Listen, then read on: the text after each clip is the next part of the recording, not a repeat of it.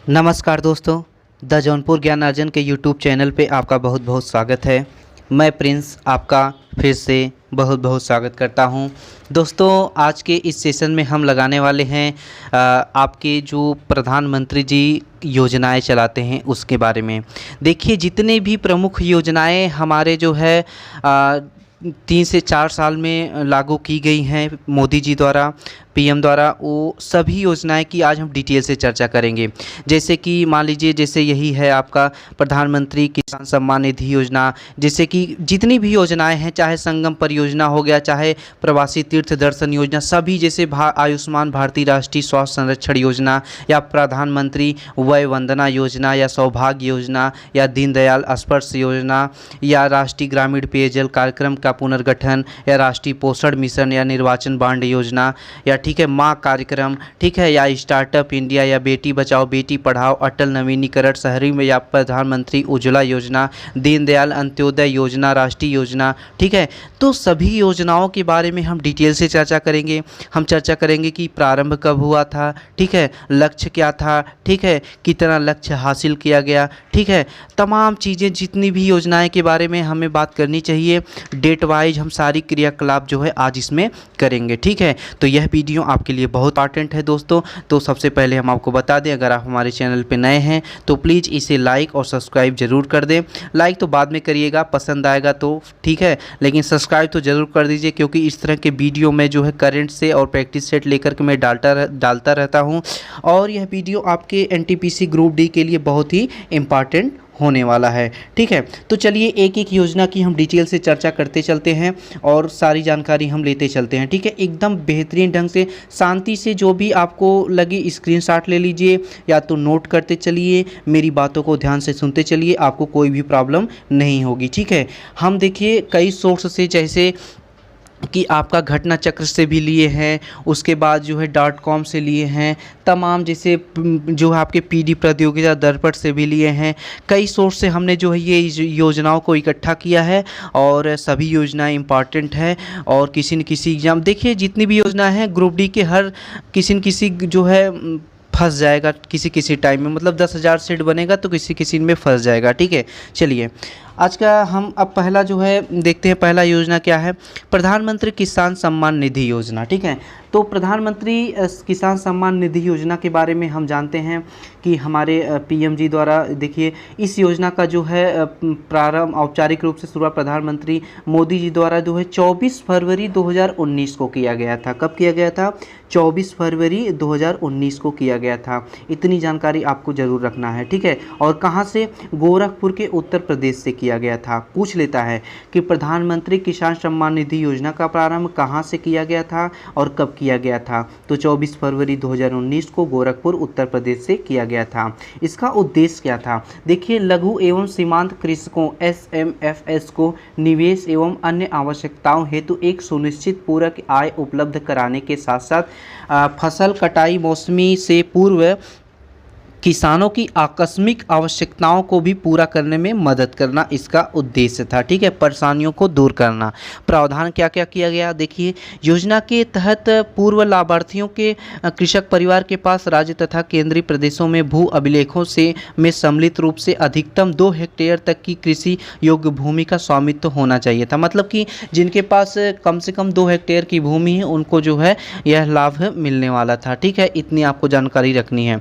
अगली बात क्या इंपॉर्टेंट है इसमें कि जो है 31 मई 2019 को केंद्रीय मंत्रिमंडल द्वारा लिए गए निर्णय के तहत किसानों के लिए अधिकतम 2 हेक्टेयर तक की कृषि योग्य भूमि के स्वामित्व की बाध्यता को समाप्त कर दिया गया। मतलब कि 31 मई के बाद फिर किसी भी प्रकार के किसान इसके लाभार्थी हो सकते हैं, कितनी भी उनके पास भूमि हो, ठीक है। इससे पीएम किसान योजना के दायरे में अब कुल लगभग जो है 14.5 करोड़ लाभार्थी शामिल हो सकेंगे, ठीक है।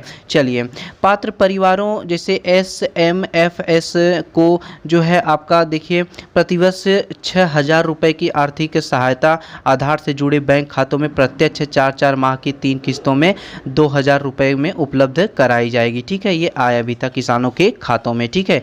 यह योजना देखिए 1 दिसंबर 2018 से लागू मानी जाएगी तथा पात्र कृषक परिवार को यह लाभ इसी तिथि के पश्चात की अवधि से देय होगा, ठीक है। चलिए, नेक्स्ट योजना है आपका और भी इम्पॉर्टेंट योजना है प्रधानमंत्री जीवन योजना क्या है? प्रधानमंत्री जीवन योजना की बात करेंगे। देखिए इसका प्रारंभ 28 फरवरी 2019 को हुआ था। कब हुआ था? प्रधानमंत्री जीवन योजना, नोट कर लीजिए। प्रधानमंत्री जीवन योजना का प्रारंभ जो है 28 फरवरी 2019 को प्रधानमंत्री नरेंद्र मोदी जी द्वारा अध्यक्षता में मंत्रिमंडल की आर्थिक सहायता के मामलों में प्रधानमंत्री जीवन की योजना की शुरुआत की गई थी। ठीक है, देखिए इसमें वित्तीय प्रावधान क्या किया गया था।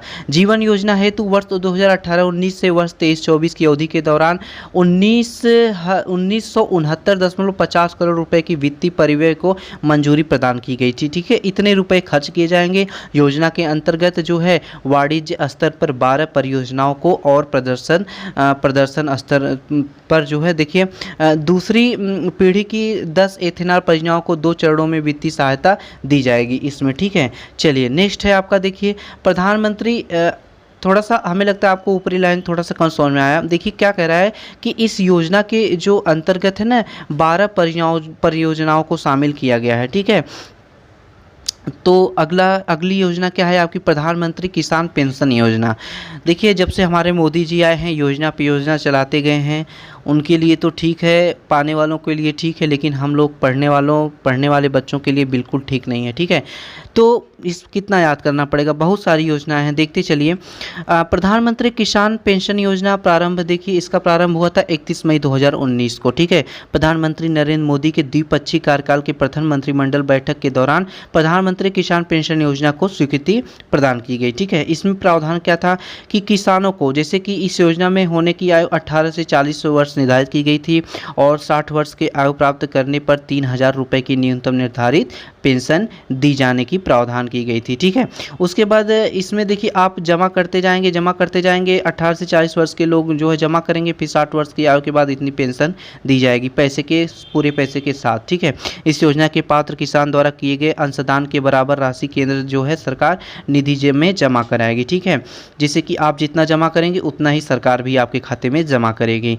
शिक्षावाड़ी ऐप, देखिए शिक्षावाड़ी ऐप यह भी जो है आपके मोदी जी द्वारा लागू किया गया है। देखिए केंद्रीय माध्यमिक शिक्षा board CBSE, central board school education, ठीक है,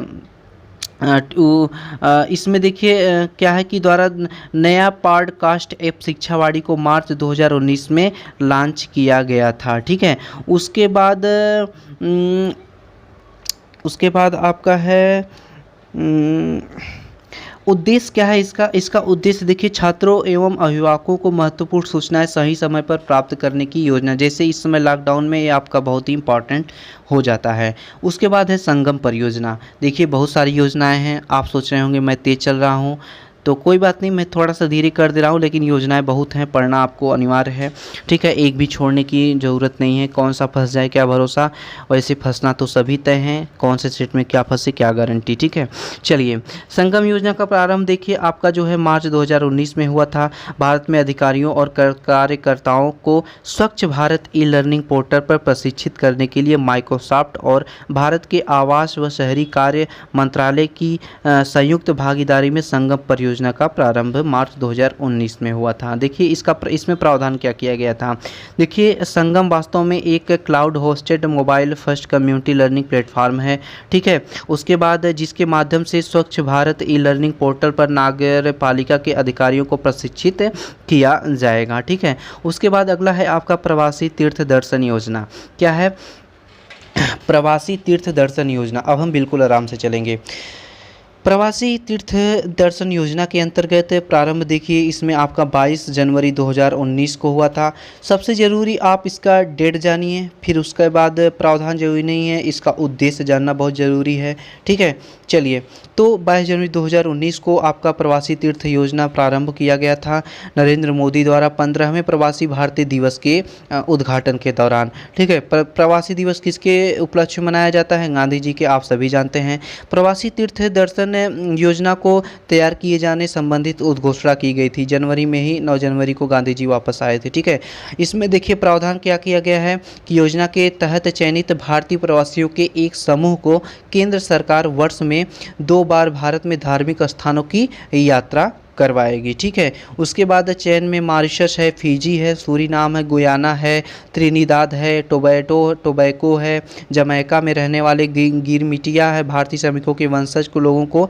वरीयता दी जाएगी। ठीक है, इस तरह के लाभार्थी होंगे। उसके बाद है आपका नेक्स्ट योजना है आपका देखिए अटल भाषांतर योजना। ठीक है, भाषा से संबंधित कुछ प्रावधान इसमें किए गए हैं, तो इसका नाम क्या किया गया है, अटल बिहारी वाजपेयी के नाम पर अटल भाषांतर योजना।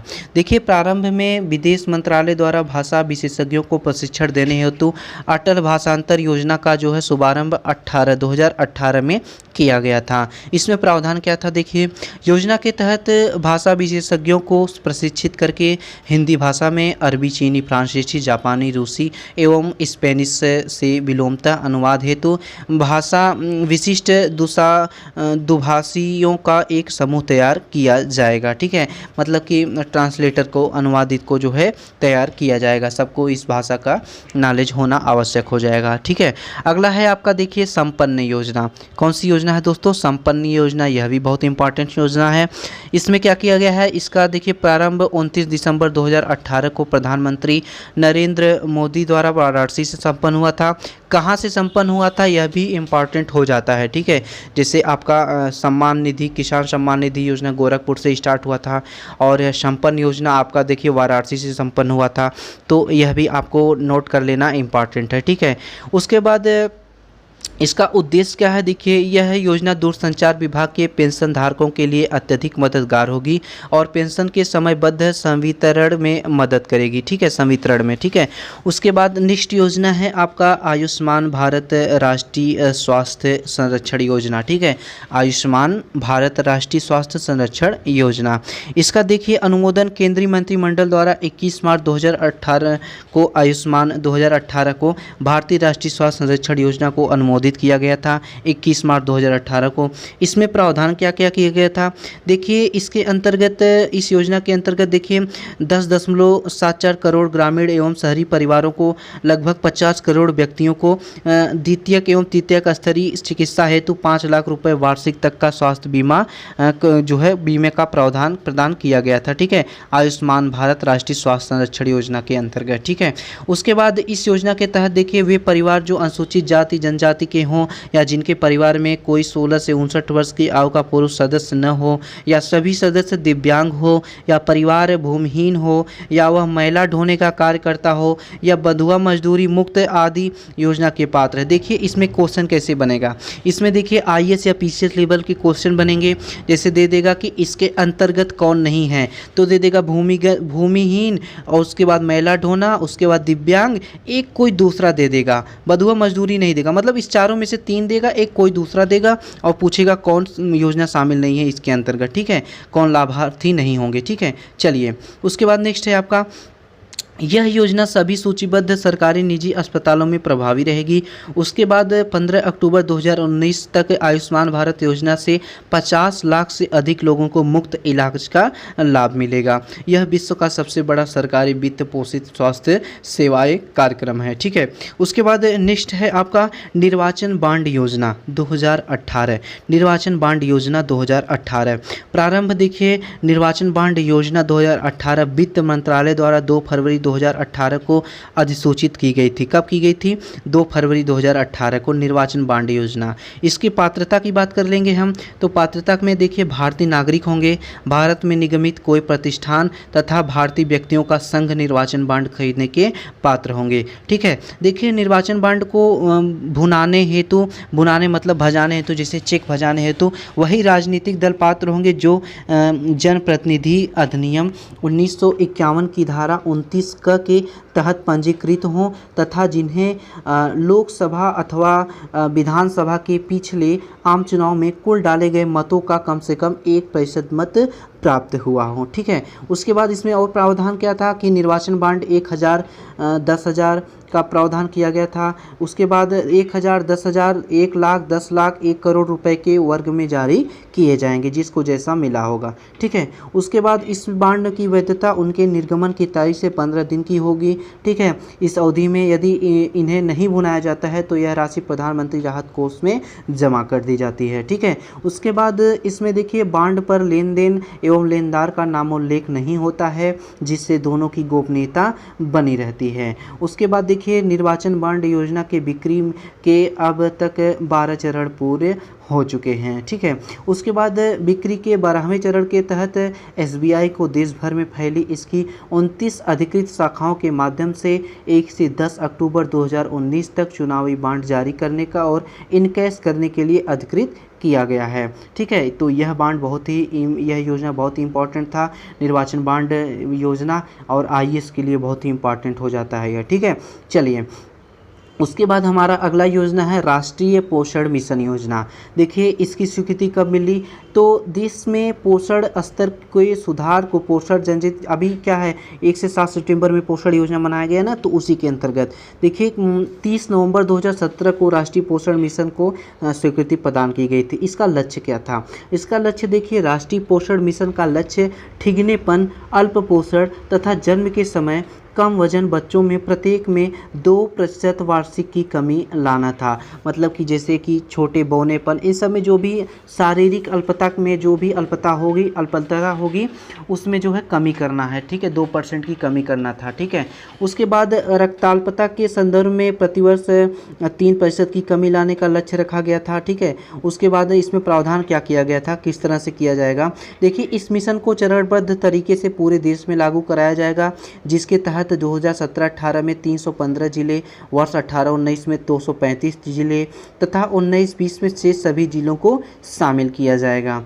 नेक्स्ट है आपका देखिए वर्ष 17-18 से प्रारंभ होकर 3 वर्षों की अवधि हेतु इस मिशन को 9,946.70 मतलब कि 9,046.17 करोड़ रुपए के बजट का प्रावधान किया गया था। मतलब कि बजट कितने बजट का प्रावधान किया गया था यह भी पूछ सकता है। ठीक है, देखिए डाटा बिल्कुल भी इनकरेक्ट नहीं है, बिल्कुल डाटा आपका सही है, एकदम घबराने की ज़रूरत नहीं है। गलत डाटा बिल्कुल मैं नहीं लेके आया हूँ। ठीक है, जो भी है एकदम प्रोफेशनल किताब से ली गई है। ठीक है, चलिए उसके बाद इस मिशन हेतु आवंटित राशि में 50% भारत सरकार के बजटीय समर्थन द्वारा, जबकि शेष प्रतिशत आईबीआरडी अथवा अन्य बहुपक्षीय विकास बैंकों द्वारा जुटाया जाएगा। देखिए बजटीय समर्थन में केंद्र एवं राज्यों का योगदान जो है समान राज्य हेतु मतलब 6.4 के अनुपात में, विशेष राज्यों हेतु 9.1 के अनुपात में विभाजित किया जाएगा। विशेष राज्यों हेतु में जैसे 7 सिस्टर में हो गया, उसके बाद आपका जो है केंद्र शासित प्रदेश हो गया, उनकी बात करेगा, उसमें सेंट्रल जो है 90% अंशदान करने वाला है। बाकी जैसे यूपी, महाराष्ट्र, राजस्थान, मध्य प्रदेश, इन सब में जो है आपका 60% सेंट्रल का, 40% आपके जो है राज्य का होगा। उसके बाद देखिए आपका बिना विधानमंडल वाले केंद्र शासित प्रदेशों के लिए देखिए 100% सहायता केंद्र द्वारा की जाएगी। यह भी बात आपको जानकारी रखनी है। ठीक है, तो आईएएस में आपके वन लाइनर, आईएएस में आपके कूट वाले क्वेश्चन बनते हैं, तो इस तरह से आपके जो है बन जाएंगे, कंफ्यूज कर देंगे। इसको आप ध्यान से नोट कर लेंगे तो मिलान करने में कोई प्रॉब्लम नहीं होगी। उसके बाद देखिए इस मिशन में 10 करोड़ से अधिक लोगों को लाभान्वित होना है। उसके बाद भारत में बाल संरक्षण एवं कल्याण से संबंधित सर्व प्रमुख योजना जैसे आपका देखिए समेकित बाल विकास सेवा है, जिसके तहत आंगनबाड़ी सेवा है, राष्ट्रीय पोषण मिशन है, प्रधानमंत्री मातृ वंदना योजना है, किशोरियों के लिए स्कीम है। उसके बाद जैसे पैसे वगैरह का, उसके बाद राष्ट्रीय शिशु गृह स्कीम है और बाल संरक्षण जैसी योजनाएं शामिल की गई हैं। तो यह भी योजना आपके लिए बहुत ही इम्पॉर्टेंट हो जाती है। उसके बाद देखिए आपका बाल विकास सेवा पर आपका जो है 23,356.50 करोड़ रुपए व्यय थे, जबकि 31 मार्च 2019 तक इन सेवाओं पर हुआ वास्तविक व्यय 21,640.93 करोड़ रुपए रहा है। उसके बाद राष्ट्रीय पोषण मिशन के तहत हम बात करेंगे 17-18, 18-19 में 61.92 करोड़ रुपए का व्यय किया गया। यह राशि सूचना, शिक्षा और संचार, सूचना, इंटेलिजेंस, एजुकेशन जो है जागरूकता और पोषण अभियान के मद में व्यय की गई थी। ठीक है, उसके बाद देखिए अगला योजना है आपका बहुत इंपॉर्टेंट है गंगा ग्राम योजना, जिसकी शुरुआत फिर से की गई है, फिर से कुछ बजट आवंटित की गए हैं, इसलिए यह योजना आपके लिए बहुत ही इंपॉर्टेंट हो जाती है। और इसमें भी जो भी इंपॉर्टेंट चीज़ें बता रहा हूँ इसको ध्यान से सुन लीजिए। और आपके ग्रुप डी एनटीपीसी में तो ज़रूर फंसने वाला है, आईएएस पीसीएस के लिए भी कुछ डाटा इंपॉर्टेंट होने वाला है। तो चलिए इसमें क्या क्या बात की गई है, देखिए कि गंगा ग्राम परियोजना की बात करेंगे तो इसका प्रारंभ देखिए 23 दिसंबर 2017 को हुआ था। देखिए इसमें जो है नई दिल्ली विज्ञान भवन में आयोजित गंगा ग्राम स्वच्छता सम्मेलन किया गया था। यह परियोजना नमामि गंगे के अंतर्गत होने वाला है। नमामि गंगे क्या है यह आप सभी को पता है। उसके बाद इसमें देखिए इस परियोजना के तहत देखिए 4470 गांवों को स्वच्छता आधारित एकीकृत विकास किया जाएगा। उसके बाद देखिए इसमें जो है 1674 ग्राम पंचायतों में शौचालय के निर्माण के लिए 829 करोड़ रुपए जारी किए जाएंगे। इसके अंतर्गत देखिए इसके तहत ठोस एवं तरल अपशिष्ट प्रबंधन जैसे तालाबों एवं जल संसाधनों का पुनरुद्धार, जल संरक्षण परियोजना, जैविक बागवानी एवं चिकित्सा, पौधों की कृषि होती प्रोत्साहन। देखिए आपका नमामि गंगे परियोजना से और गंगा जल परियोजना ये क्या है आपका ग्राम गंगा परियोजना कैसे अलग है। इसमें देखिए ग्राम गंगा है, गंगा ग्राम है, मतलब कि जैसे आप तालाब, गंगा मतलब पानी से संबंधित, इसमें भी स्वच्छता लाया जाएगा, लेकिन ये गांव वगैरह और जितने भी जिले शामिल किए गए हैं उनमें नमामि गंगे से जुड़ा गया है। ठीक है, इसमें देखिए समर्थन की बात करें तो जो ये समर्थन योजना की बात करें, पूरा हो गया है ये पेयजल एवं स्वच्छता मंत्रालय परियोजना की ये नोडल एजेंसी द्वारा जारी किया जाएगा। ठीक है, इसमें समर्थन योजना की बात करें नेक्स्ट योजना में अगर, तो इसका प्रारंभ देखिए 20 दिसंबर 2017 को कपड़ा क्षेत्र में क्षमता हेतु एक नई योजना को मंजूरी प्रदान की गई थी। इसी के परिपालन में कपड़ा मंत्रालय द्वारा 23 अप्रैल 2018 को आपके समर्थ योजना का दिशा निर्देश जारी किया गया। उसके बाद इसमें प्रावधान क्या किया गया था, यह योजना 1300 करोड़ रुपए के परिव्यय से 17-18 से वर्ष 19-20 तक 3 वर्षों के लिए लागू किया जाएगा। ठीक है, इसके तहत 10 लाख लोगों को कपड़ा क्षेत्र से संबंधित प्रशिक्षण प्रदान करने का लक्ष्य रखा गया है, जिससे वे आजीविका के बेहतर विकल्पों को प्राप्त कर सकें। ठीक है, उसके बाद इसमें देखिए अगस्त 2019 में केंद्रीय कपड़ा मंत्रालय ने समर्थन योजना के तहत 16 राज्य सरकारों के साथ समझौता ज्ञापन हस्ताक्षरित किए, जिससे 4 लाख लोगों को कौशल प्रदान किया जा सकेगा। उसके बाद नेक्स्ट आपका इम्पॉर्टेंट परियोजना है राष्ट्रीय ग्रामीण पेयजल कार्यक्रम का पुनर्गठन। राष्ट्रीय ग्रामीण पेयजल कार्यक्रम का पुनर्गठन कब हुआ था, कैसे हुआ था, लक्ष्य क्या था, सब डिटेल में हम चर्चा करेंगे। इसको आप नोट करते जाइए। देखिए इसकी स्वीकृति कब मिली थी, इसकी स्वीकृति की बात करें हम तो इसकी स्वीकृति की बात करें तो देखिए 10 नवंबर 2017 को आर्थिक मामले की मंत्रिमंडल समिति द्वारा राष्ट्रीय ग्रामीण पेयजल कार्यक्रम के पुनर्गठन को स्वीकृति प्रदान की गई थी। उसके बाद इसमें प्रावधान क्या थे, वर्ष 2020 तक निर्णय लिया गया था इस लक्ष्य को पूरा करने का। इससे 3 वर्षों में 17 से 3 वर्षों में मतलब 17, 18, 19, 20 के लिए कुल 23,050 करोड़ रुपए की स्वीकृति जो है मिली थी। ठीक है, इस कार्यक्रम के अंतर्गत संपूर्ण ग्रामीण जनसंख्या को स्वच्छ पेयजल उपलब्ध कराया जाएगा।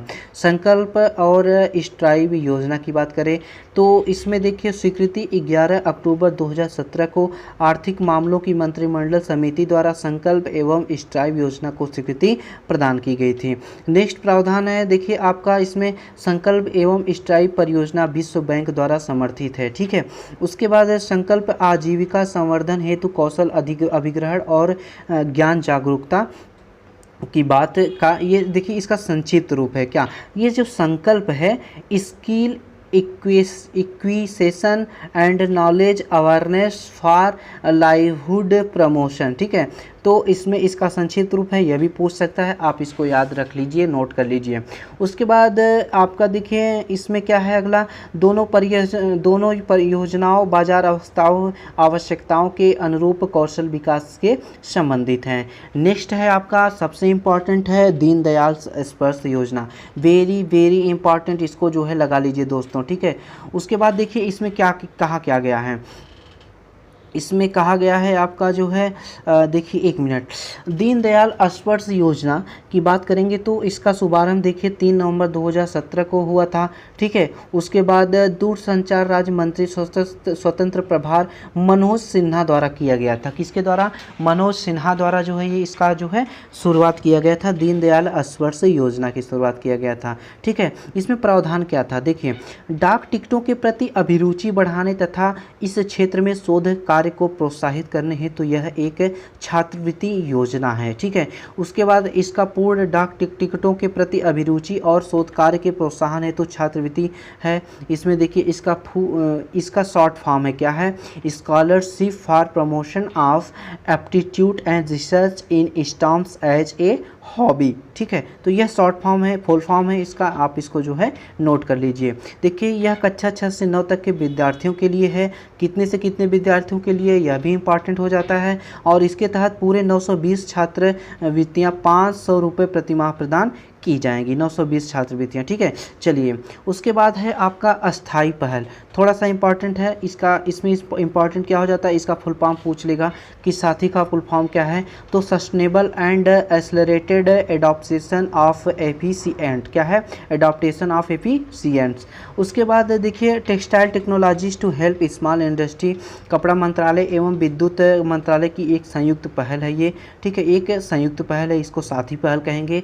इस पहल हेतु 24 अक्टूबर 2017 को समझौता किया गया था। इसमें प्रावधान क्या है, इसके देखिए इस पहल के माध्यम से विद्युत मंत्रालय के अधीन ऊर्जा दक्षता सेवा लिमिटेड EESL द्वारा थोक मात्रा में ऊर्जा दक्ष पावर लूम मशीन खरीद कर उन्हें लघु एवं मध्यम पावर लूम इकाइयों को बिना किसी अग्रिम लागत के प्रदान किया जाएगा। ठीक है, उसके बाद नेक्स्ट है आपका पावर लूम धारकों द्वारा इसे 4 से 5 वर्षों की किस्तों में 4 से 5 वर्षों में किस्तों में इन मशीन पुनर्भुगतान EESL को किया जाएगा। देखिए इससे पावर लूम उद्योग की ऊर्जा दक्षता की उत्पादकता जो है वो बढ़ेगी। देखिए ऊर्जा भी बढ़ेगी और उत्पादकता भी बढ़ेगी। ठीक है, चलिए अगला योजना है आपका संपूर्ण बीमा ग्राम योजना। यह भी बहुत इंपॉर्टेंट योजना है, संपूर्ण बीमा ग्राम योजना। ठीक है, इसमें देखिए क्या है आपका, इसका प्रारंभ देखिए 13 अक्टूबर 2017 को हुआ था, डेट याद कर लीजिए। ठीक है, स्वतंत्र प्रभार सुदूर संचार राज्य मंत्री मनोज सिन्हा द्वारा जो है यह भी शुरुआत किया गया था। ठीक है, उसके बाद प्रावधान की बात करें तो इसके तहत देखिए प्रत्येक जिले में कम से कम गांव के जिसमें न्यूनतम 100 परिवार होंगे उनको चिन्हित किया जाएगा और परिवारों को कम से कम एक ग्रामीण डाक जीवन बीमा जो है पॉलिसी से आच्छादित किया जाएगा। उसके बाद इसमें देखिए इसके अंतर्गत सभी सांसद आदर्श गांवों को भी सम्मिलित किया जाएगा। ठीक है, चलिए अगला है आपका सौभाग्य योजना। कौन सा है, सौभाग्य योजना बहुत ही इंपॉर्टेंट योजना है। हमारे माताओं बहनों के लिए ये योजना इंपॉर्टेंट लागू किया गया है, इसलिए इंपॉर्टेंट बन जाता है। इसको आप नोट कर लीजिए और ध्यान से सुनते रहिए। हम जो भी खास बातें बताते जा रहे हैं आप नोट करते चलिए। देखिए इसके अंतर्गत क्या है कि इसका प्रारंभ देखिए 25 सितंबर 2017 को पंडित दीनदयाल उपाध्याय की जयंती पर प्रधानमंत्री मोदी जी द्वारा जो है सहज बिजली हर घर योजना सौभाग्य का शुभारंभ किया गया था। ठीक है, इसका उद्देश्य क्या है, सौभाग्य योजना का उद्देश्य देश के ग्रामीण तथा शहरी क्षेत्रों के सभी घरों को विद्युतीकरण करना है। ठीक है, बिजली के बारे में बात किया गया है। प्रावधान क्या है, योजना के तहत गरीब परिवारों को निःशुल्क जबकि अन्य परिवारों को 500 रुपये के भुगतान पर विद्युत कनेक्शन उपलब्ध कराया जाएगा। इस परियोजना हेतु कुल 16,320 करोड़ रुपए, ग्रामीण क्षेत्र हेतु 14,225 करोड़ रुपए तथा शहरी क्षेत्रों हेतु जो है 2,295 करोड़ रुपए का परिव्यय निर्धारित किया गया है। उसके बाद देखिए इस योजना के तहत 303 करोड़ गैर विद्युतीकृत घरों के विद्युतीकरण का लक्ष्य रखा गया। 3 करोड़ घरों को जो है विद्युतीकरण किया जाएगा। ठीक है, और इस योजना का परिचालन rural electrification corporation limited REC rake द्वारा किया जाएगा। यह भी किस कंपनी द्वारा किया जाएगा यह भी आपके लिए इम्पॉर्टेंट है। उसके बाद अगला आपका बहुत ही इम्पॉर्टेंट योजना है, आप सभी को पता है, प्रधानमंत्री मातृ वंदना योजना। यह भी हमारे जो है परिवार से जुड़े योजना की बात कर रहा है। ठीक है, चलिए प्रारंभ, यह योजना 1 जनवरी 2017 से प्रभावी होगा। क्या होगा, यह योजना 1 जनवरी 2017 से प्रभावी होगा। उसके बाद प्रधानमंत्री मातृ वंदना योजना राष्ट्रीय खाद्य सुरक्षा अधिनियम 2013 के प्रावधानों के अनुरूप महिला एवं बाल विकास मंत्रालय द्वारा क्रियान्वित किया की जा रही है। उसके बाद देखिए इस योजना के तहत जो है गर्भवती महिलाओं के, सॉरी जो हमने ऊपर बोला था कि माताओं बहनों के लिए है, यह वाला योजना इस वाले योजना की हम बात कर रहे थे। ठीक है, तो उसके लिए आई एम सॉरी। तो इसमें हम देखेंगे कि आपका क्या है कि इस योजना के तहत गर्भवती महिलाओं तथा स्तनपान कराने वाली महिलाओं के प्रथम बच्चे के जन्म पर पोषण संबंधी ज़रूरतों को पूरा करने के लिए 5,000 रुपये नगद प्रावधान किए जाएंगे। तो क्वेश्चन बन जाता है कि कितने रुपए का प्रावधान इस लक्ष्य के तहत, इस योजना के तहत किया जाएगा। तो 5,000 रुपये का प्रावधान किया जाएगा। कैसे लोगों के लिए? तो जो है हमारे गर्भवती महिलाओं के लिए, स्तनपान कराने वाली महिलाओं के लिए बात किया गया है। नेक्स्ट है, इसमें देखिए यह राशि 3 किस्तों में प्रदान की जाएगी। 1,000 रुपये पहली किस्त गर्भावस्था के पंजीकरण के समय। अब अगर आपकी पत्नी मतलब आपके घर में कोई गर्भवती है तो आप पंजीकृत करा देंगे तो 1,000 रुपये मिलेगा। फिर देखिए 2,000 रुपये दूसरी किस्त में मिलेगा। गर्भावस्था के 6 माह बाद जो है कम से कम 1 प्रसव पूर्व जांच कराने के बाद मिलेगा। उसके बाद फिर 2,000 रुपये जो है तीसरी किस्त में बच्चे के जन्म के पंजीकरण होने तथा उसके टीकाकरण चक्र शुरू होने पर भी दिया जाएगा। ठीक है, नेक्स्ट है आपका प्रधानमंत्री वय वंदना योजना। इसका भी शुरुआत हमने प्रधानमंत्री वय वंदना योजना, एक मिनट देखिए, प्रधानमंत्री मातृ वंदना योजना अलग है और प्रधानमंत्री वय वंदना योजना अलग, दोनों ही आपके लिए बहुत इंपॉर्टेंट हो जाते हैं। इसकी शुरुआत की बात करें तो 21 जुलाई 2017 को आपके तत्कालीन केंद्रीय वित्त मंत्री अरुण जेटली द्वारा शुरू किया गया था। उसके बाद इसमें देखिए प्रावधान क्या है कि 60 वर्ष या उससे अधिक आयु के वरिष्ठ नागरिकों हेतु पेंशन का प्रावधान किया गया है। देखिए प्रारंभ में यह 1 वर्ष हेतु थी, परंतु वर्तमान में इसे वर्ष 2019-20 तक के लिए बढ़ा दिया गया है। देखिए इस योजना का संचालन का दायित्व तो भारतीय जीवन बीमा निगम का है। ठीक है, उसके बाद इस योजना के तहत पेंशन हेतु एक मुफ्त भुगतान पर 10 वर्षों के लिए 8% प्रतिवर्ष की दर से निश्चित रिटर्न दिया जाएगा। उसके बाद अगला है आपका माँ का फुल फॉर्म क्या है? Mother absolute affection, mother's absolute affection माँ कार्यक्रम की योजना, यह भी इम्पॉर्टेंट योजना है। इसकी भी शुरुआत देखिए 5 अगस्त 2016 को केंद्रीय स्वास्थ्य एवं परिवार कल्याण मंत्रालय द्वारा शुरू किया गया था। पूछ लेगा किसके द्वारा शुरू किया गया था? तो स्वास्थ्य एवं परिवार कल्याण मंत्रालय के द्वारा। उसके बाद लक्ष्य क्या है? स्तनपान के लाभ के बारे में लोगों के विशेष रूप से माताओं को जागरूक करना तथा स्तनपान को बढ़ावा देना, जिससे बच्चों का पोषण अधिक से अधिक हो सके और उनका विकास अधिक से अधिक हो सके, क्योंकि यही बच्चे आगे चलकर कुछ न कुछ हमारे देश के भविष्य बनेंगे। कोई नेता बनेगा, कोई अधिकारी बनेगा, कोई देश का सिपाही बनेगा। अगर इनके पोषण में कमी होगी, ये पागल होंगे, ये कमज़ोर होंगे, तो ये पूरे देश पे प्रभाव पड़ेगा। इसलिए यह योजना इम्पॉर्टेंट हो जाता है। चलिए, उसके बाद इसमें 30 करोड़ रुपए का आवंटन प्रत्येक जिले के लिए किया गया है। प्रत्येक जिले के लिए देखिए 4.3 लाख रुपए के प्रावधान किया गया है। प्रधानमंत्री फसल बीमा योजना की बात करेंगे, यह भी इम्पॉर्टेंट योजना है और बहुत बार यह पूछ चुका है। तो देखिए आपका 13 जनवरी 2016 को और खरीफ वर्ष 2016 से प्रभावित हुआ था। ठीक है, खरीफ की फसल के समय से। लक्ष्य क्या है? प्राकृतिक आपदाओं, कीटों, बीमारियों परिणाम स्वरूप फसलों की क्षति की स्थिति में किसानों को वित्तीय सहयोग प्रदान किया जाएगा। ठीक है, जैसे इस साल आपकी जो है बारिश ज़्यादा हो गई थी, सब कुछ नष्ट हो गया था। उसके बाद फसल कवरेज, इसके अंतर्गत रबी, खरीफ, वाणिज्यिक एवं बागवानी फसलें शामिल की गई हैं। किसानों द्वारा देय प्रीमियम राशि, जैसे खरीफ की फसल 2.0%, रबी की फसल 1.5%। उसके बाद आपका और वाणिज्यिक एवं बागवानी फसलों पर 5% प्रीमियम राशि, बीमित राशि या अनुमानित भावी क्षति दोनों में जो कम हो का निर्दिष्ट प्रतिशत होगा। उसके बाद नेक्स्ट योजना है आपका प्रधानमंत्री कृषि सिंचाई योजना। क्या है? प्रधानमंत्री कृषि सिंचाई योजना। इसका अनुमोदन देखिए 1 जुलाई 2015 को हुआ था। इस योजना में त्वरित सिंचाई लाभ कार्यक्रम, समेकित वाटर शेड प्रबंध कार्यक्रम तथा खेत में जल प्रबंधन को मिला दिया गया है। इसके अंतर्गत देखिए इसका लक्ष्य क्या है? उचित प्रौद्योगिकियों एवं पद्धतियों के माध्यम से जल का दक्ष उपयोग एवं क्षेत्रीय स्तर पर सिंचाई में निवेश संवर्धन है। उसके बाद इस कार्यान्वयन देखिए राष्ट्रीय स्तर पर इसका कार्यान्वयन योजना की निगरानी, कार्यान्वयन जो होगा मतलब संचालित कैसे होगा?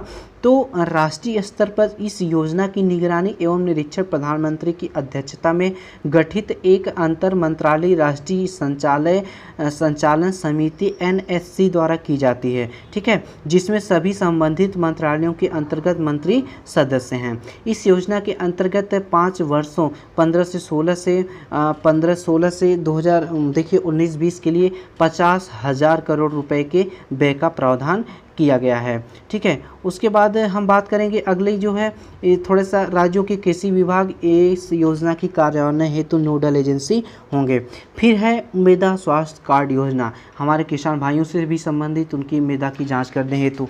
देखिए इसका प्रारंभ 19 फरवरी 2015 को किया गया था, ठीक है, 2015 को किया गया था और प्रधानमंत्री मोदी जी द्वारा राजस्थान के सूरतगढ़ से इसकी योजना की शुरुआत की गई थी। इसमें इम्पॉर्टेंट यही बन जाता है किस जिले से या किस राज्य से और किसके द्वारा, ठीक है।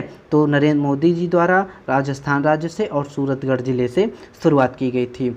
इस अवसर पर प्रधानमंत्री ने स्वस्थ धरा खेत हरा का नारा भी दिया था। लक्ष्य क्या था? मृदा स्वास्थ्य में सुधार हेतु किसानों को मृदा की वास्तविक स्थिति को बताना था, जिससे संपोषणी कृषि को बढ़ावा दिया जा सके।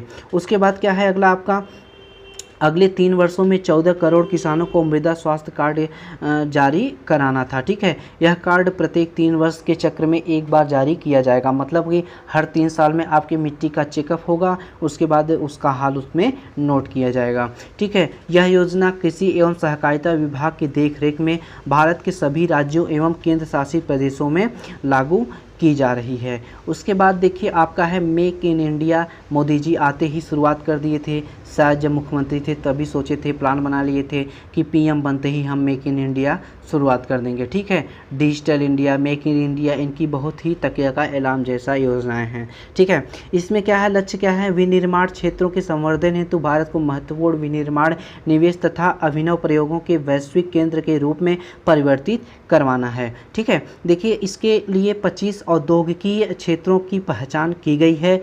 उसके बाद वर्ष 2022 तक सकल घरेलू उत्पाद में विनिर्माण क्षेत्र की हिस्सेदारी को 16% से बढ़ाकर 25% करना एवं इस क्षेत्र में 100 मिलियन अतिरिक्त रोजगार का सृजन की बात की गई है। उसके बाद नेक्स्ट है आपका दीनदयाल उपाध्याय श्रमेव जयते, ठीक है। इसका प्रारंभ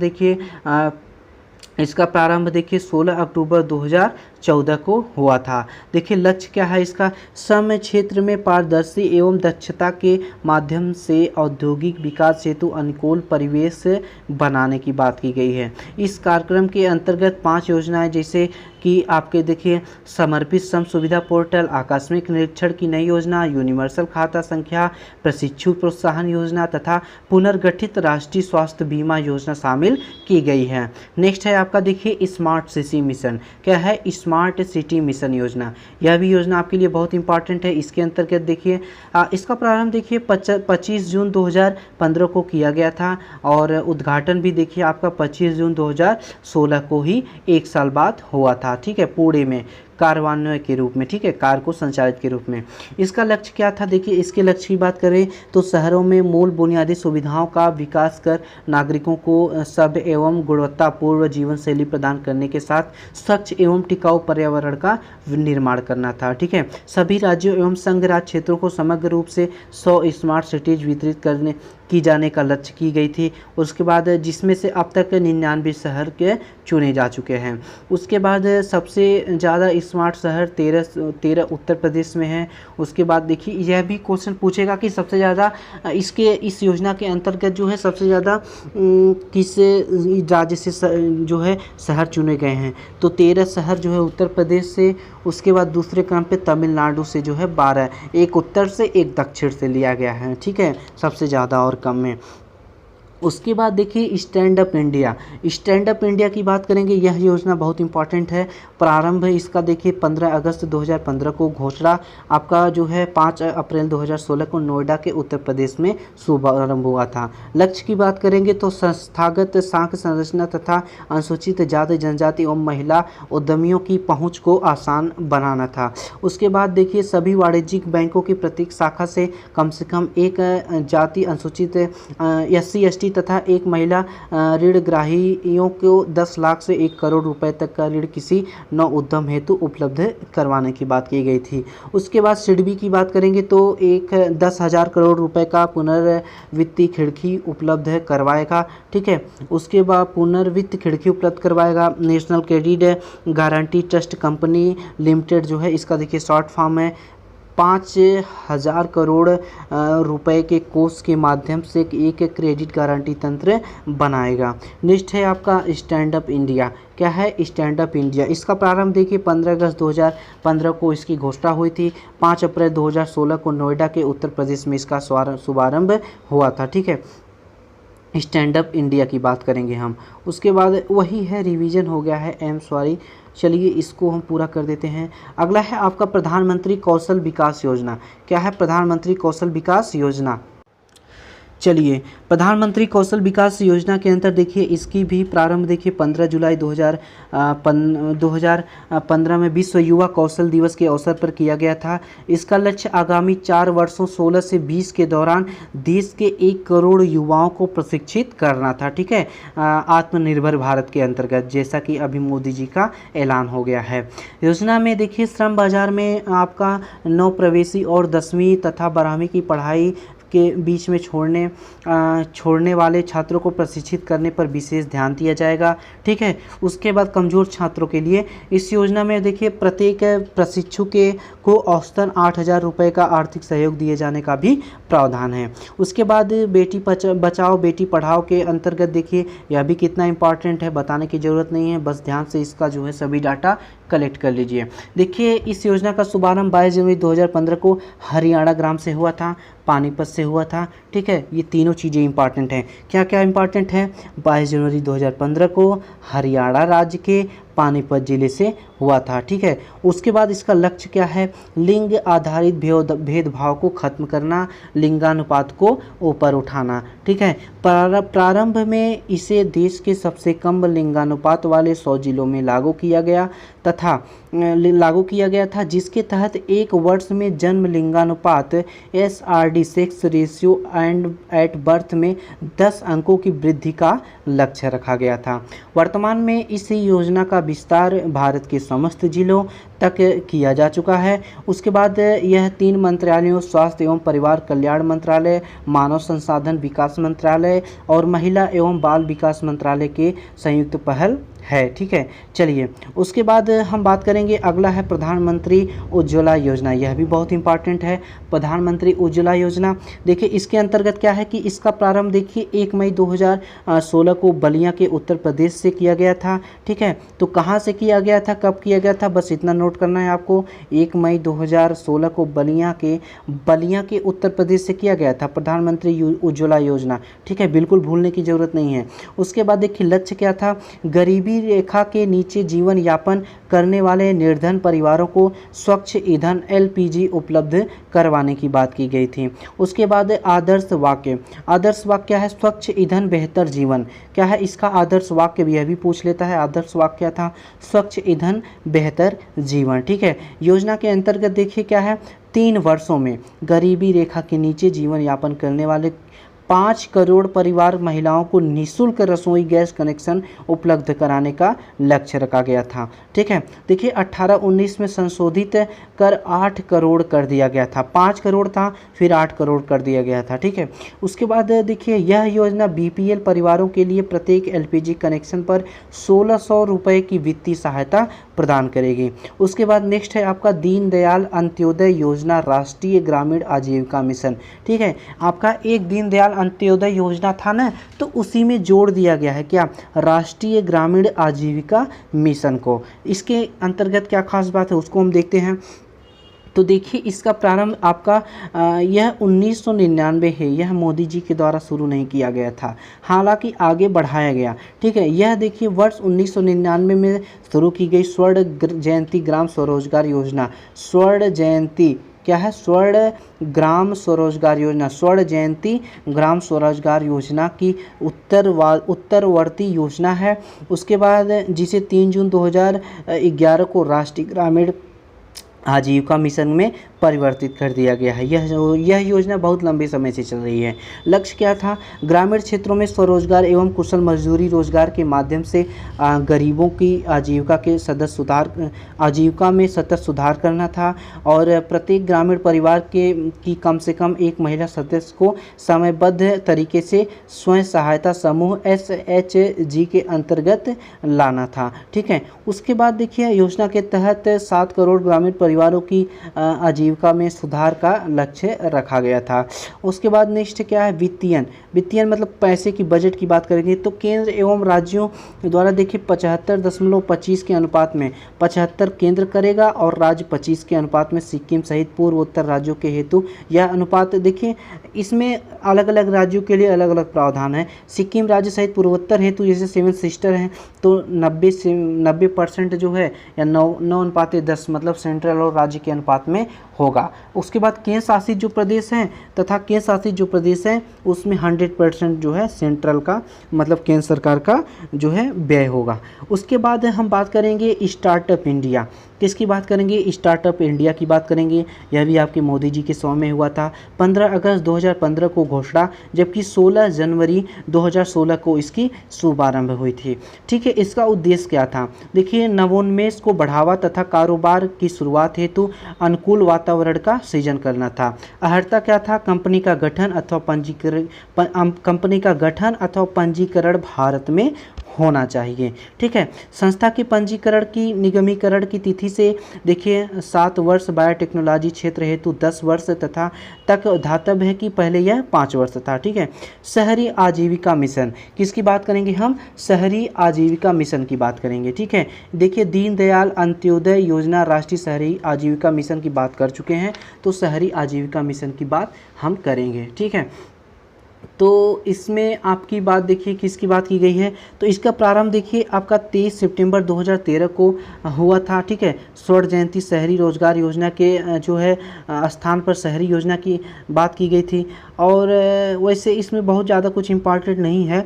इसमें लक्ष्य इसका जान लें तो शहरों में लाभोन्मुख स्वरोजगार तथा कौशल आधारित रोजगार के अवसर को बढ़ावा देकर शहरी गरीबी एवं उसकी सुभेद्यता को दूर करना था। ठीक है, उसके बाद सुपेक्षता कह लेंगे या सुपेक्षता कह लेंगे को दूर करना था। शहरी बेघर लोगों को आवश्यक सेवाओं से युक्त आश्रय का जो है दिया जाएगा। और 20 फरवरी 2016 को सरकार ने देश के सभी सांविधिक शहरी स्थानीय निकायों को इसके अंतर्गत शामिल कर लिया गया है। उसके बाद इसमें भी देखिए सेंट्रल और राज्य का 75-25 के अनुपात में व्यय है और कुछ जैसे विशेष श्रेणी में है 90.10 के अनुपात में व्यय है। उसके बाद इसमें देखिए प्रशिक्षण पर 15,000 रुपये तक व्यय किए जाते हैं कि किसी भी शहरी व्यक्ति के गरीब पर। उसके बाद जम्मू कश्मीर में इस पर 18,000 रुपये तक व्यय किए जाएंगे। ठीक है, इस तरह से देखिए अगला आपका है प्रधानमंत्री आवास योजना। यह भी बहुत इम्पॉर्टेंट है। क्या है? प्रधानमंत्री आवास योजना। यह बहुत ही इम्पॉर्टेंट योजना आपके लिए है दोस्तों। और इसका जो है आपको अच्छे से इसमें नोट कर लेना चाहिए, इससे क्वेश्चन ज़रूर फंस जाएगा। देखिए इसका प्रारंभ 25 जून 2015 को हुआ था और वर्ष 2022 तक सभी शहरी गरीबी को आवास उपलब्ध कराना था। ठीक है, शहर में जितने लोग गरीब हैं सबको जो है आवास की उपलब्धता कराना इसका लक्ष्य था। ठीक है, लक्ष्य पूछ लीजिए, लक्ष्य नोट कर लीजिए, प्रारंभ कब हुआ था। और यह योजना जनगणना 2011 के अनुसार घोषित सभी 4041 सांविधिक कस्बों, ठीक है, सेचुएसरी टाउन को कवर करने की बात की गई है। ठीक है, उसके बाद है प्रधानमंत्री मुद्रा योजना। प्रधानमंत्री मुद्रा योजना यह भी बहुत इंपॉर्टेंट है। इसका प्रारंभ 8 अप्रैल 2015 को किया गया था। मतलब आते ही प्रधानमंत्री मोदी जी ने योजनाओं की लड़ी लगा दी थी। क्या बात है। चलिए, मुद्रा micro unit develop and reference agency. मुद्रा का फुल फॉर्म क्या है? Micro unit development and reference agency. बड़े एग्जामों में हाई लेवल की एग्जामों में या एनटीपीसी ग्रुप डी में भी इसका जो है फुल फॉर्म पूछ सकता है मुद्रा का। ठीक है, उसके बाद 8 अप्रैल को शुरू हुआ था, कब 2015 में। उसके बाद देखिए लक्ष्य क्या है, धनहीन को धन प्रदान करना। ठीक है, धनहीन को धन प्रदान करना। उसके बाद देखिए पिरामिड के निम्न स्तर के व्यापक आर्थिक एवं सामाजिक विकास के लिए सर्वोत्तम वैश्विक स्तर की एकीकृत वित्तीय सहायता सेवा प्रदान करना। ठीक है, उसके बाद सुविधा क्या है, योजना के अंतर्गत सूक्ष्म संस्थाओं की 3 श्रेणियों में विभाजित किया गया है। जैसे देखिए शिशु उद्योग में 50,000 रुपये तक व्यय होगा। उसके बाद किशोर उद्योग में देखिए 50,000 से 5 लाख रुपए तक व्यय होगा। उसके बाद तरुण उद्योग में देखिए 5 लाख से 10 लाख रुपए तक व्यय किया जाएगा। उसके बाद नेक्स्ट है आपका अटल पेंशन योजना। क्या है, अटल पेंशन योजना, यह भी बहुत इम्पॉर्टेंट है। ठीक है, तो अटल पेंशन योजना के अंतर्गत देखिए इसका प्रारंभ 1 जून 2015 को पूर्व की स्वावलंबन योजना का विलय है, मतलब पूर्व की स्वावलंबन योजना के विलय कर दिया गया था इसमें। ठीक है, लक्ष्य क्या है इसका, निजी क्षेत्रों में कार्यरत असंगठित गरीब कामगारों को सामाजिक सुरक्षा प्रदान करने की इसमें लक्ष्य रखा गया है। अभिदाताओं को उनके अंशदान के आधार पर 60 वर्ष की आयु पूरी होने पर 1,000 से 5,000 के बीच पेंशन का प्रावधान किया गया है। उसके बाद देखिए पात्रता की बात करेगा तो पात्रता भी पूछ लेता है, तो 18 से 40 वर्ष के आयु के सभी बैंक खाता धारक पात्र होंगे। ठीक है, उसके बाद अभिदाता द्वारा अंशदान की न्यूनतम अवधि 20 वर्ष होनी चाहिए। उसके बाद 5 वर्ष तक अंशदान का 50% तथा 1,000 रुपये प्रति वर्ष जो भी कम हो का वहन सरकार द्वारा किया जाएगा। उसके बाद इम्पॉर्टेंट है आपका प्रधानमंत्री सुरक्षा बीमा योजना। क्या है, प्रधानमंत्री सुरक्षा बीमा योजना। इसकी बात करेंगे तो देखिए इसका प्रारंभ 9 मई 2015 को कोलकाता से हुआ था, यह इम्पॉर्टेंट हो जाएगा। लक्ष्य क्या है, सभी भारतीय विशेषकर गरीब और कमज़ोर तबकों एवं असंगठित क्षेत्र के श्रमिकों के लिए सार्वभौमिक सामाजिक सुरक्षा प्रणाली का निर्माण। इस योजना की अवधि देखिए 1 वर्ष रखी गई थी। ठीक है, 1 जून से 31 मई तक। उसके बाद पात्रता 18 से 70 वर्ष के आयु के सभी बचत बैंक खातक धारक पात्र होंगे। उसके बाद प्रीमियम राशि देखिए 12 रुपये प्रति वर्ष स्वभुगतान प्रणाली के माध्यम से पात्रता तो जाने गए हैं। उसके बाद दुर्घटना में मृत्यु अथवा पूर्ण अपंगता पर 2 लाख रुपए, आंशिक अपंगता पर 1 लाख रुपए की जो है रुपया मिलेगा। पूर्ण अपंगता पे 2 लाख और आंशिक अपंगता पे 1 लाख रुपए मिलेगा। उसके बाद आपका नेक्स्ट है आपका देखिए प्रधानमंत्री जीवन ज्योति योजना। प्रधानमंत्री जीवन ज्योति योजना यह भी विकलांगों से संबंधित इम्पॉर्टेंट है।